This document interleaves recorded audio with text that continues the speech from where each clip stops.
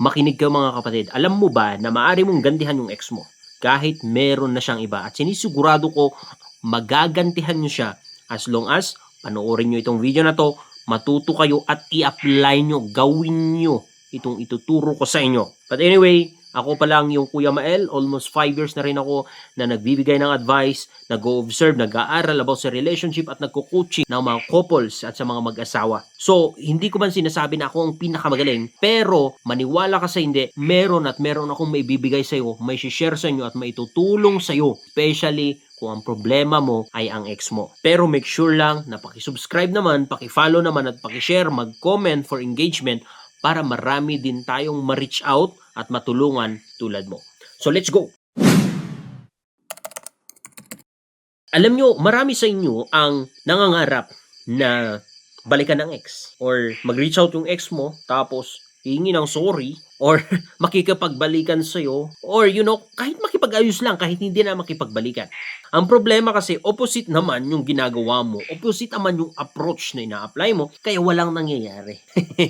Hanggang pangarap ka lang, hanggang sa isip ka lang. Kaya nga nandito ako para turuan ko kayo kung ano ang dapat nyong gawin at pinaka-the best na dapat nyong gawin. Makinig kayo sa akin mga kapatid. Hindi ko alam kung napanood nyo ito sa Facebook or sa YouTube. Merong trending ngayon na pakulo sa YouTube, sa internet, na kung saan pagpipiliin ka kung 5K or mystery box. And marami yung pumili sa mystery box at meron namang pumili sa 5K. And na-realize ko bakit kaya pinili niya yung 5K. And naintindihan ko, na-realize ko na maybe kailangan na niya yung 5K, pero sa loob niya, gusto niya rin na makita yung mystery box. Pero dahil sa mas sinecure niya yung 5K niya, kasi andyan na andyan niya, hindi siya willing mag-risk, kaya pinili niya yung 5K. Samantalang yung iba, marami ang pumili ng mystery box, and the good thing is that hindi naman sila na-disappoint, kasi nga mas mahalaga yung value ng mystery box.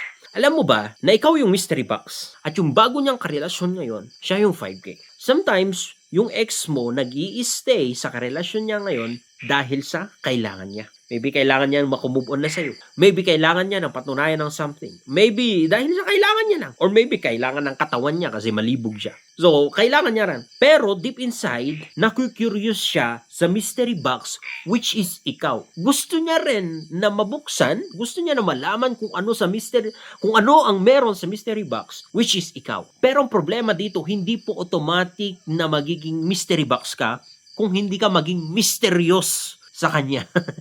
So, nagigets yun na. So, in order para mag-reach out or in order para makita ng isang lalaki yung halaga mo or para ma-curious siya sa'yo, dapat maging mysterious ka sa kanya. Paano ba maging mysterious? Simple lang, manahimik ka.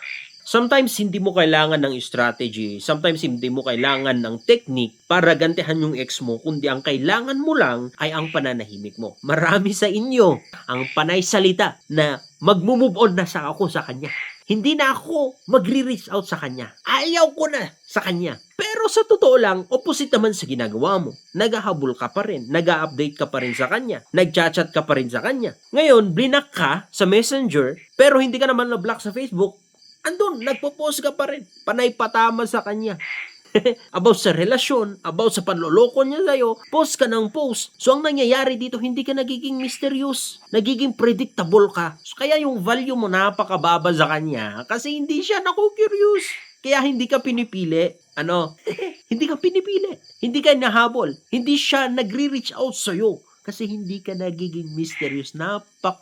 Predictable mo. Nagre-reach out ka palagi sa kanya. Nagtatanong ka palagi sa kanya. Sa mga kaibigan niya, nagpapa-update ka pa rin about sa kanya. Or, nagpapapansin ka pa rin. Ginagawa mo ang lahat para mapansin ka niya. Pero ang problema, pinapatay mo yung curiosity niya sa'yo. Kaya ang pinaka-the best na gawin mo, kapatid, is that manahimik ka. Mag-move on ka na hindi mo kailangan na ipagsabi sa iba, na sabihin sa iba. Hindi mo kailangan na maglasing para malaman ng iba na nasaktan ka. Hindi mo kailangan na maglasing para masabi mo na gusto mo nang mag-move on. Just move on. Just move on.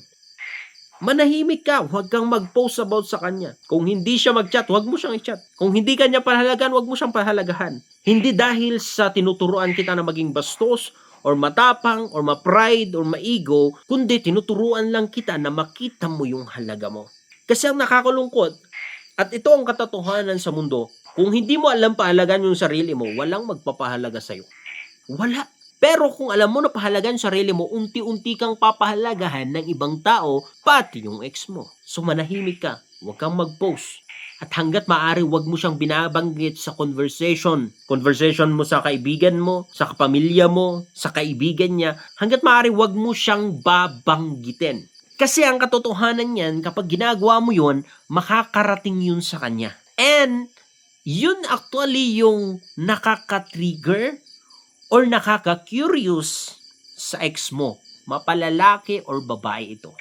Na kung saan magkakaroon siya ng fear. What kind of fear? Fear of losing you. That is why ang gagawin niya, pipiliin niya ang mystery box para malaman kung ano kaya ang laman nito. Kung ano kaya ang halaga nito.